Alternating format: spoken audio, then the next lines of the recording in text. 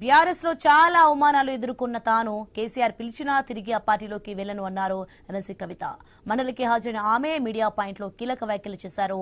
అసెంబ్లీకి కేసీఆర్ వస్తేనే బీఆర్ఎస్ మనుగడ ఉంటుందన్నారు. కేసీఆర్ ను రేవంత్ రెడ్డి కసబ్తో పోల్చడాన్ని తీవ్రంగా తప్పుపట్టారు. తన రక్తం మరిగిందన్నారు కవిత. కాంగ్రెస్ లో కూడా పాలమూరు రంగారెడ్డి ప్రాజెక్ట్ అనేటటువంటిది 1 ఎకరానికి కూడా నీళ్లు ఇవ్వలేకపోయినటువంటి మాట 100% వాస్తవం. అయితే 10 సంవత్సరాలు బీఆర్ఎస్ ఈ ప్రాజెక్ట్ ని సాగదీసిందని చెప్పి నిన్న గౌరవ ముఖ్యమంత్రి గారు ఏవైతే విమర్శలు చేసినారో అవి మాత్రం నేను తీవ్రంగా ఖండిస్తా ఉన్నాను.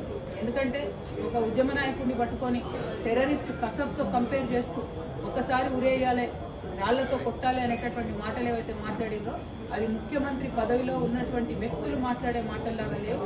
దీన్ని మేము చాలా తీవ్రంగా ఖండిస్తా ఉన్నాం. మరి ప్రత్యేకించి నేను కేసీఆర్ గారి బిడ్డగా రేవంత్ రెడ్డి గారు అట్లాంటి మాటలు మాట్లాడుతూ ఉంటే నా రక్తం మరిగిపోతా ఉంది. ఎందుకోసం అంటే చేసినటువంటి ఉద్యమం, చేసినటువంటి త్యాగం, వచ్చినటువంటి రాష్ట్రం డెఫినెట్ గా కేసీఆర్ గారి ఉద్యమ ఫలితమే.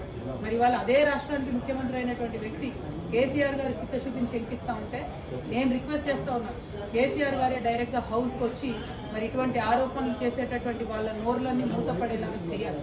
ఎందుకంటే సోర్స్ జూరాల నుంచి శ్రీశైలం ఎందుకు మార్చారు అనేది కేసీఆర్. ఇక అంతకుముందు ఎమ్మెల్సీ పదవికి తాను చేసిన రాజీనామాకు ఆమోదం తెలపాలని మండలి చైర్మన్ గుత్తా సుఖేందర్ రెడ్డిని కలిశారు కవిత. గత సెప్టెంబర్ 3న తాను రాజీనామా చేసినా ఇప్పటికీ ఆమోదం తెలపలేదని గుర్తు చేశారు. చివరగా తనకు మండలిలో మాట్లాడే అవకాశం ఇచ్చి రాజీనామా ఆమోదించాలని చైర్మన్ కోరారు.